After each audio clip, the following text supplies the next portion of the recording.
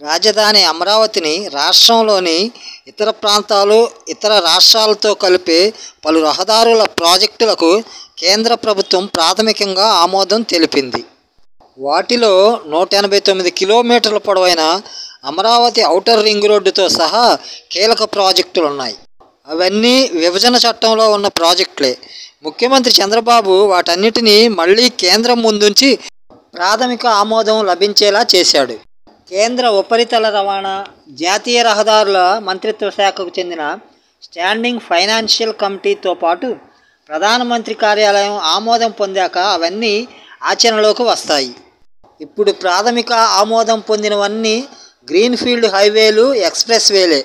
ఆ ప్రాజెక్టులు సాకారమైతే అమరావతికి మిగతా ప్రాంతాలతో చాలా సులువైన, మెరుగైన కనెక్టివిటీ ఏర్పడుతుంది.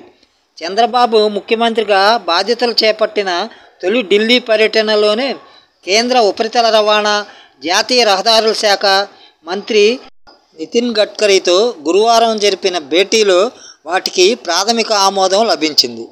అమరావతి ఓఆర్ఆర్ ప్రాజెక్టుకు భూసేకరణ సహా మొత్తం 20 నుంచి 25 వేల కోట్ల పైగా నిర్మాణ వ్యయాన్ని భరించేందుకు కేంద్రం ముందుకు వచ్చింది. విజయవాడ తూర్పు బైపాస్ రోడ్డు ప్రతిపాదనకు ఆమోదం తెలిపింది.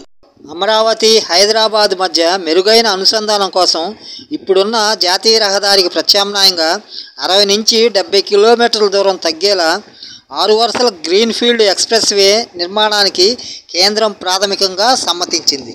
శ్రీ సత్యసాయి జిల్లాలోని కొడికొండ నుంచి మేదరమెట్ల వరకు తలపెట్టిన ఎక్స్ప్రెస్ వేని అమరావతితో అనుసంధానిస్తూ మేదరమెట్ల, అమరావతి మధ్య 90 కిలోమీటర్ల పొడవైన గ్రీన్ఫీల్డ్ హైవేని నిర్మించాలన్న ప్రతిపాదనపై సానుకూలంగా స్పందించింది.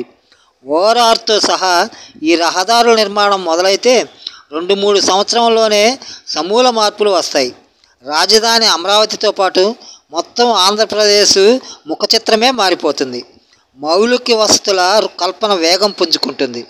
అభివృద్ధి పరుగులు తీస్తుంది. ఆర్థిక కార్యకలాపాలు ఊపందుకుంటాయి.